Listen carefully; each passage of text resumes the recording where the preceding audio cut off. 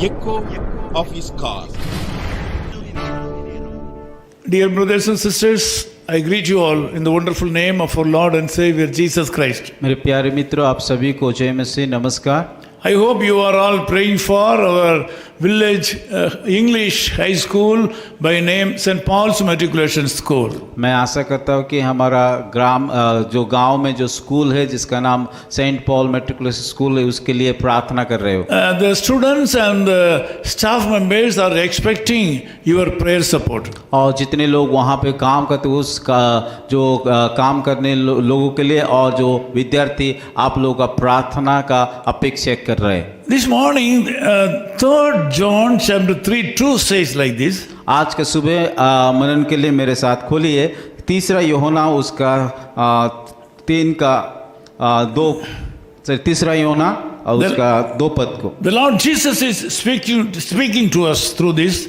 और यीशु मसीह इन बातों के द्वारा हमें बताना सिखाना चाहता है। That is, I wish above all things that you prosper and be in health even in your soul purpose.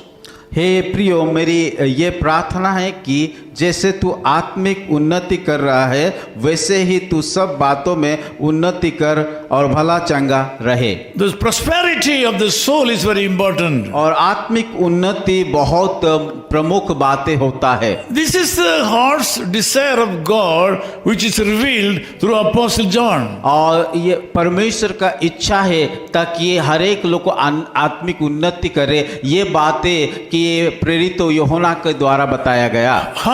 God's heart desires this. और परमेश्वर का हृदय का इच्छा है ताकि हम आत्मिक तौर से उन्नति करें। As you are aware, we are able to enjoy temporary reliefs and happiness through worldly things. और हम लोग जानते हैं कि कुछ संसारिक की सफलता उन्नति के द्वारा कुछ बातें को हम प्राप्त करते हैं। Some kind of entertainments. और उस सांसारिक उन्नति ये है कि हम लोग कुछ किसी प्रकार का मनोरंजन के बातों को मिलता है। Some kind of buying new things. और कुछ नए चीजों को हम खरीदते हैं। Some kind of celebrations. और कई प्रकार का आनंद को मनाते हैं। All these things are giving some kind of temporary happiness and satisfaction. और ये सारे बातें क्षण कल के लिए कुछ समय के लिए आनंद रहता है। But all these things will vanish one day. और ये सारे बातें या ये संसार की उन्नति कहीं ना कहीं एक दिन खत्म हो जाएगा। There is another part of life. और जीवन में दूसरा एक अंश है। And then that can be called as God's prosperity. और उसको हम कह सकते हैं कि परमेश्वर का या आत्मिक उन्नति। Prosperity within our soul and spirit. और हमारा आत्मा और प्राण का उन्नति। We cannot go and get it from a shop. और ये उन्नति हम किसी बाजार में जा करके दुकान से खरीद नहीं सकते। This is not available in any mall. और ये कोई बड़ा मॉल में नहीं मिलता है। It can be achieved or it can be got through the special attachment we have with our Lord Jesus Christ. और ये आत्मिक उन्नति जब परमेश्वर के साथ हम लोग अच्छे संगति रखते हैं, उसके निकट जाते तब होता है। We are shaped and created in the same image of our God. और हम उस परमेश्वर उसके अनुरूपी उसके स्वरूप हमें बनाया गया है। If you maintain the prosperity in your heart and soul, जब हम कि आत्मिक उन्नति प्राण और आत्मा को उन्नति को और आगे रखते हैं, God's word should be your bread.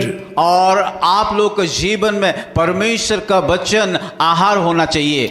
Prayer and supplication should be your habits. और प्रार्थना और विनती आप लोगों का एक आदत होना चाहिए। Following the Lord Jesus Christ is very, very important. यीशु मसीह के पीछे जाना ये बड़ा महत्वपूर्ण बात है। Mainly nowadays people are not maintaining the fellowship with God. और हर समय प्रभु का लोग उसके साथ संगति को नहीं रख पाते। If you want to maintain the fellowship with God and stick on with the love of God, you have to go and attend your church regularly. और अगर परमेश्वर के साथ संगति रखना चाहते हैं, परमेश्वर को प्रेम करना चाहते हैं, आप लोग कि हमेशा आप लोग कलीसिया में जा करके भाग लीजिए। Nowadays, because of the great worldly prosperity of certain people, they are saying that they don't have time to go to their churches and worship the Lord. और कई लोग आजकल देखते हैं कि भौतिक आशीष से प्राप्त करके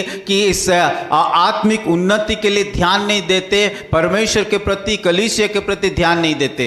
You will be blessed as per the norms that you are maintaining in with the love of God. और परमेश्वर चाहता है कि जैसे कि आप उसके साथ बने रहे ताकि वो आपका जीवन को, आत्मिक जीवन को आशीष The Bible says, I wish above all things that you prosper and be in health, even as your soul prosper.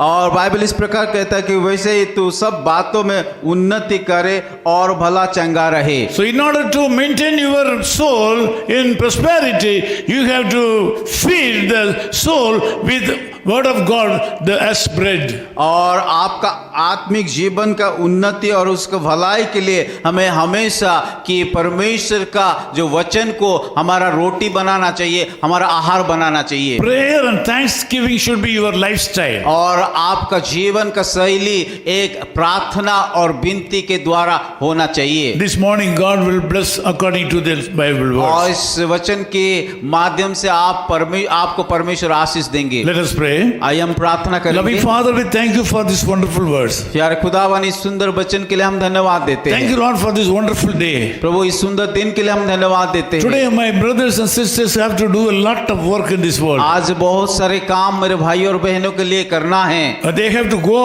out and travel and do great things. और वो लोग घर से बाहर जा करके यात्रा करके बहुत सारे काम को करना है। Lord, I ask you to put your hand upon them and bless them and save them.